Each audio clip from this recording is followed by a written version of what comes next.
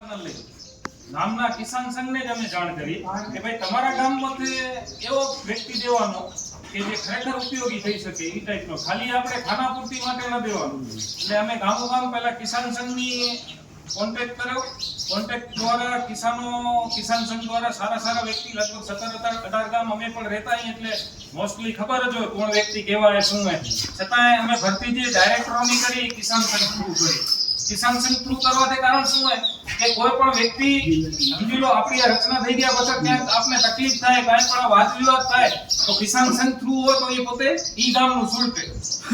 સમજે ને? હવે શું હોય આપણો એફપીઓ કાર્યરત થઈ ગયો ને એટલે ઘણા કહે છે કે ભાઈ અમને ન લીધા ને અમને ખબર નથી. જો અમે તમારા કિસાન સંઘને ગામમાં સમિતિને જાણ કરી હતી, તમે મીટિંગમાં હાજર ન રહ્યા એ અમારો વિષય નથી.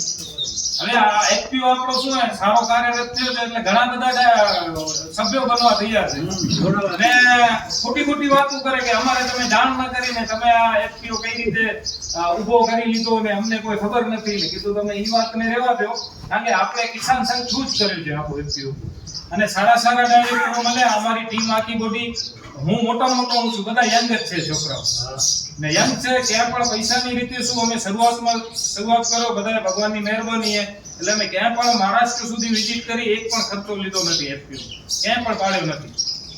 અમે ગાડી લઈને બાય કાર થી ગયા, લગભગ 3-4 વિઝિટો લઈ આવ્યા અને કિસાનોને સારી વસ્તુ જડે. ત્યાંથી દવાઓ આપણે સસ્તી, કારણ કે દ્રાક્ષનું વાવેતર મોટું છે નાસિકમાં, તો ત્યાંના બલ્કમાં આપણે પેસ્ટિસાઇડ હોય એ સારી પેસ્ટિસાઇડ બલ્કમાં આપણે કઈ રીતે વ્યાજબી ખેડૂતોને આપી શકીએ એના માટે અમે 3-4 વિઝિટો કરી.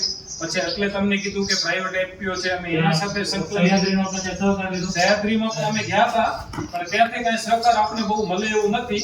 એક સહકાર અમે ઈ લીધો કે એના એક પ્લાન્ટ અત્યારે ચાલુ છે ટીસી દાડમના, તો ઈ વેરાયટી સારી હતી એટલે અમે લગભગ સમજી લો ને 1.5 લાખ પ્લાન્ટ વેચે છે. કોઈ નફો નથી કર્યો ખેડૂતોને. ખાલી આપણે એને અમે શું હે એને ડીલરશીપની ના પાડી કે અમે હજી અમારું ચાલુ થાય છે તે અત્યારે નહીં આપી.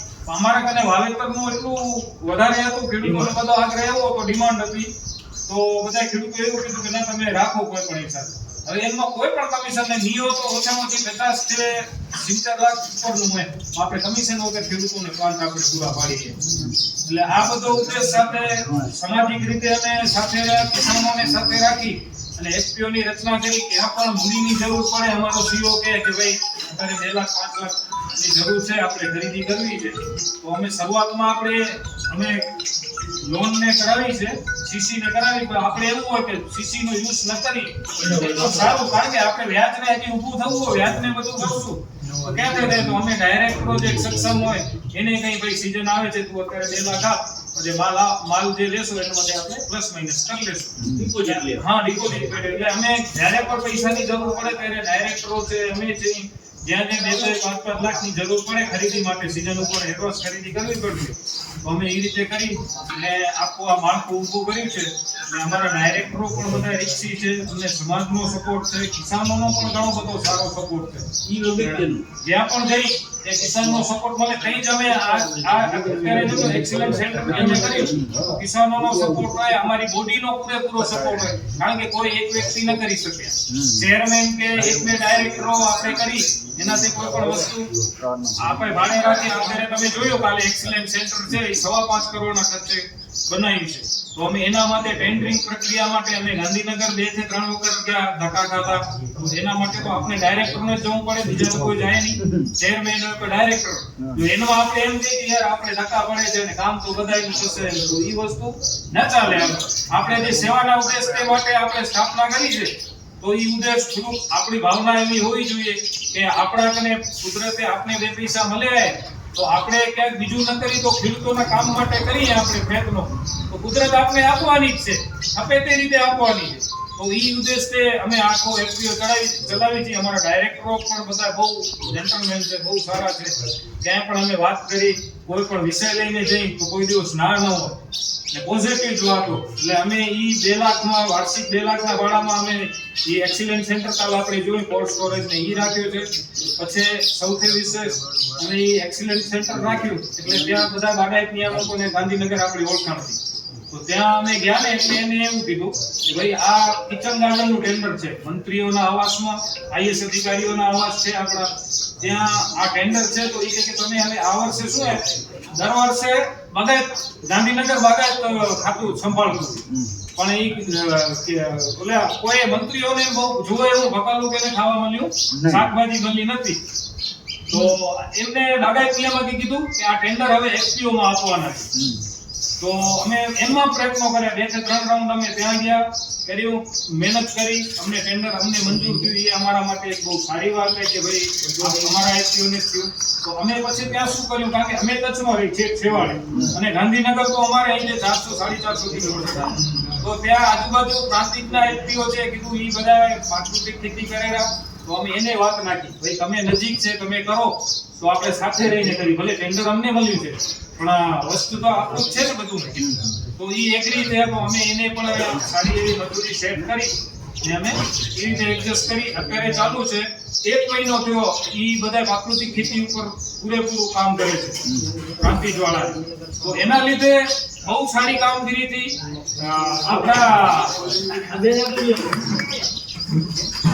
રાજ્યપાલ આપણા આચાર્ય દેવવ્રતજી કામગીરીથી બહુ પ્રોત્સાહિત છે કે ભાઈ આટલા વર્ષોથી કોઈ કામગીરી નથી, ને આ FPO આવીને આટલી સારી કામગીરી 1 મહિનામાં, કારણ કે રિપોર્ટ તો લે જ ને બધે, તો 1 મહિનામાં આવી કામગીરી કરી છે.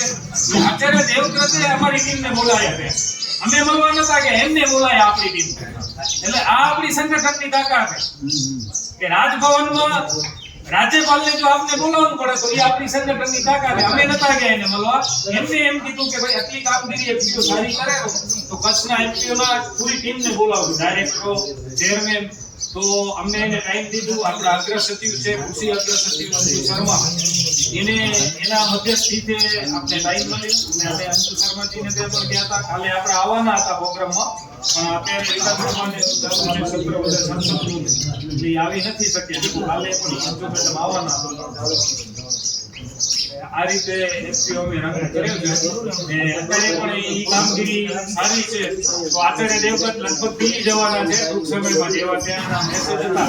તો આપણે FPO જો આવું સારે કરશું તો, કારણ કે જો સાહેબે શું કીધું હતું કાલે સાહેબે કીધું ને, તમારી કચ્છ કૃષિવનની ચર્ચા ક્યાં થાય છે ગાંધીનગર, કારણ કે આપણે બધા મંત્રી આવાસમાં આપણે કામ કરી સાથે કોઈ પણ મંત્રીઓના કોન્ટેક્ટમાં આવી તો આપણા ગામના કાર્ય હોય, કોઈ પણ અમારા જો હમણાં આરોગ્ય મંત્રી છે ઋષિકેશભાઈ, તો એમના ઘરે ગયા હતા. તો અમારો ગામનો આરોગ્યનું કામ હતું તો એમને જ મંજૂર કર્યું હતું. તો અમે એના માટે ટ્રેનર લઈ ગયા, તો એને પણ આનંદ થાય ને, ભાઈ અમને યાદ કર્યા. અને હજી પણ કોઈ પણ કામ હોય ગામના, તો આપણે એવું નથી કે FPO લઈને બેઠા, આપણા ગામના વિકાસના કામ હોય, એમાં પણ જ્યાં પણ જરૂર હોય તે મંત્રીશ્રીઓનો ઉપયોગ કરી અને આપણે ઈ પણ એક સારા કાર્યમાં આપણે ઉપયોગી થઈ શકીએ.